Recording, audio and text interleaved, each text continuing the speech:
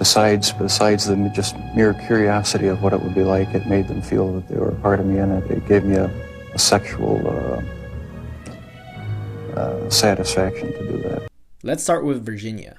He said the trigger for his homicidal thoughts was when he saw his ex-girlfriend with another man. He then killed a prostitute because she allowed him to have sex with her. Next, Washington. We have one of the most prolific serial killers in US history. Despite having a reported IQ of 82, he was extremely meticulous in his killings. He wore gloves during the dates with his victims, clipped their nails if they scratched him, changed out his car tires often, and he would even leave cigarette butts at the crime scene, even though he didn't smoke. He was able to evade capture for almost 2 decades. West Virginia. This man is a suspected serial killer and was only connected to other murders after his death. He was killed when he struggled with his last victim, Heather Saw, and she was able to take his gun away from him.